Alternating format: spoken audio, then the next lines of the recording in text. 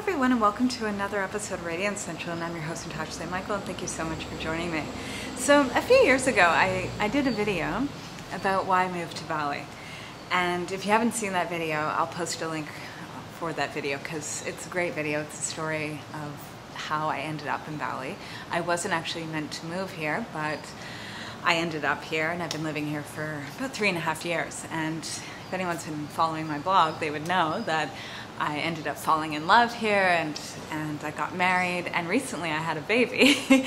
So lots actually happened here. And since I did that video, I've received a lot of emails from people that have written me to share their dreams and aspirations of moving abroad, or they've emailed me asking me a bunch of questions about my move and that they're planning to move abroad as well. So I thought today I would give some practical suggestions and tips.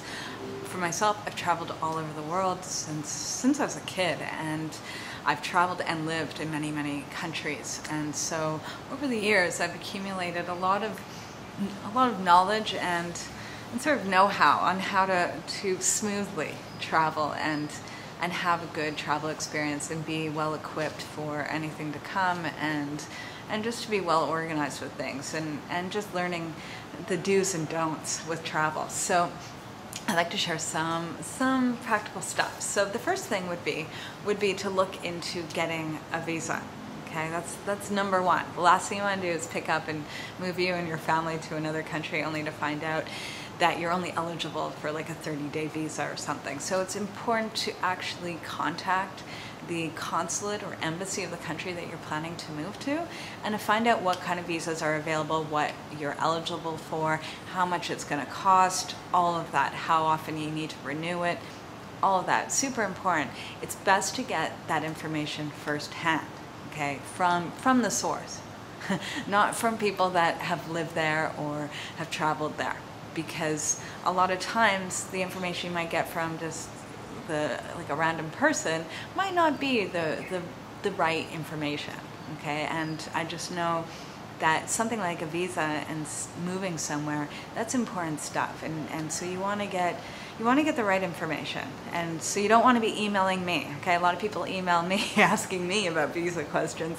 or even tax questions, and you know, I'm not a tax lawyer, and I'm certainly not working for the government or for immigration or anything. So really, you don't want to be getting information from me. You might want to hear my experience, but this is my experience, and my situation is different from other people's situation, okay? So first, you want to contact the embassy and consulate.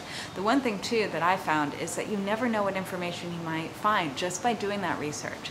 I can give an example of myself. Was that many years ago when I was in my 20s, I was planning on moving away from Canada. I was actually planning to move to Israel and working on a kibbutz. I was at a point in my life where I just needed a break from my career and a bit of a change. And as I was doing the research on that, I found out that Canadians, which I'm Canadian, were eligible to go and to other Commonwealth countries on a working holiday visa and actually go and stay in other Commonwealth countries for an extended period of time, actually working legally and able to travel. And I didn't know that. I only found that out in my late 20s, and I ended up going to Australia and actually living and working there for about 2 years doing that kind of thing, and it was a great experience. And it was only because I was researching one country that I find out about another country, and find out that because of the passport I held, I was eligible for certain perks. So that's something to look into, is, you know, the country you're from, what kind of agreements does it have with other countries, if it does have any agreements at all, and to look into that. Then look into also what kind of visas you're eligible for.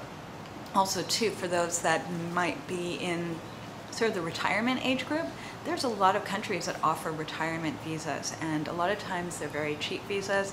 A lot of times it's an actual retirement package. A lot of countries welcome retirees, and sometimes it's not restricted to a certain age, but it's actually restricted to, if you know, just people that are able to support themselves financially, that can declare themselves retired at any age and able to actually become a resident of another country just by having enough money to live on. So that's something to look into, because there's opportunities with that as well.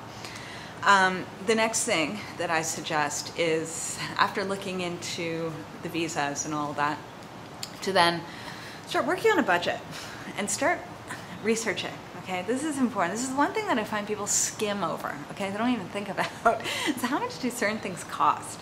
A lot of times people go on holiday somewhere and they fall in love with the place and they think the place is wonderful, and perhaps it's a cheap place too, right? They go on holiday and they realize, wow, the food's so cheap, the entertainment's so cheap, the cost of living's so cheap, the accommodation is so cheap, and they want to move there. And they base everything on their 2-week vacation and not on actually living somewhere, moving somewhere, and how much that's going to cost. So it's important to go through many things and do the research, find out how much things cost. How much in reality is this move going to really cost you? Because a lot of times it's way more than what people even imagine. So the first thing is with the visas, how much is the visa going to cost? And something that people don't really think about or don't factor in so much is that how often are you going to have to leave the country in order to renew that visa? And do you need to hire an agent or a lawyer to get that visa? These things start adding up. The actual visa itself might be super cheap, but you might have to leave every few months and fly to another country, and maybe you might even need to leave the country for a few days, so you have to stay in a hotel in another country, and then you have to fly back in, and you have to pay an agent for your visa, all of that. And these costs start accumulating to big money. So that's something to think about and to look into, is how often are you going to have to leave, how much is the visa going to cost, and are you going to have to pay sort of a middleman to get your visa? Another thing that people need to think about and factor in with their budget is accommodation and rent, and looking into how often do they have to be paying the rent, at what interval? Because this is something that I found quite fascinating when I've traveled and lived in other countries, is that different countries work differently with paying rent. So I'm originally from Montreal, Canada, and how we pay rent here is we sign a lease or a contract for a year for an apartment or a home, and you would pay monthly your rent. I've lived in the United States. I lived in Chicago for 5 years, and there you'd actually have to put down a deposit, maybe for a few months worth of rent, down before you sign your lease and contract, and then you have to pay monthly as well. But I've also lived in Australia, and I lived there for about 2 years, and there you had to pay weekly. Didn't matter what you were renting, you had to pay your rent weekly. And I think also I had to pay a deposit as well. And then living here in Indonesia, actually I have to pay my rent yearly. Okay, so I sign a contract or lease for a year, and here I have to pay the entire year up front. I don't pay it in increments, monthly or weekly or any of that. Everything has to be paid up, straight up, right when I sign a contract. And I know many people here that rent homes for 5 years contract, or 10-year contract, or 20-year contract. And whatever the amount of time is on that contract, they usually have to pay it all up front.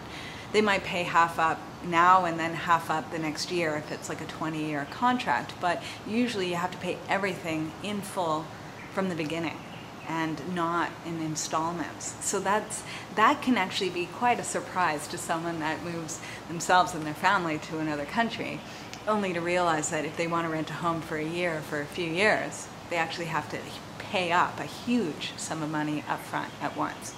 And not everyone's prepared for that. So that's something to definitely look into, is in the country that you're thinking about moving to, how does the rent system work? A lot of times too, when you are paying big lumps of money up front, a lot of times the longer the contract is for the home, the cheaper it is too. So you do actually save money if you are paying 5 years up front compared to paying 1 year. So that's something to consider as well. Another thing to budget in is Western comforts you might need. Okay, and to look into this, how, like with the utilities and with certain things that you need within your home and within your lifestyle. I know for myself, if I'm traveling for short periods of time, whether it's for a few weeks or a few months or even up to a year, I can live very simply. All I need is like a little room, and that's it. I don't need hot water. I don't even need an electrical outlet in the room if I can pay less for it. Okay, I can do that up to about 6 months to a year. But once I get to sort of like a year mark, then I need a real home. And if I'm planning on staying somewhere for a long period of time, or maybe even forever, then I really need a home and I need my Western comforts. And suddenly then I do want to have hot water. I do want to have a kitchen that has Western appliances. I do want to have internet. And these things don't always come with a home. And sometimes they're very expensive. Sometimes they're very even difficult to get. And so that's something too to look into, is like, what are your needs? Is it super simple that all you need is a bed and a room? Or do you need to have satellite TV and a landline telephone and air conditioning and things like that? Because those things might cost more than they do in your home country, or they might not even be available or limited. So it's important to look into those things and factor that also into your budget.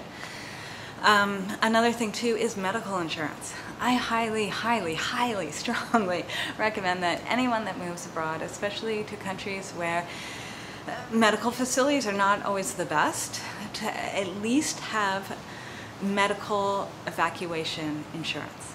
Okay, so that in case you ever get into an accident, okay, you're walking down the street and someone hits you with their car, or you get in a car accident, or some sort of medical emergency, and the country you're in can't really take care of you, and they need to airlift you and send you to another country that has more maybe modern facilities and someone that can take care of you, that can cost a lot and it can wipe people's families out.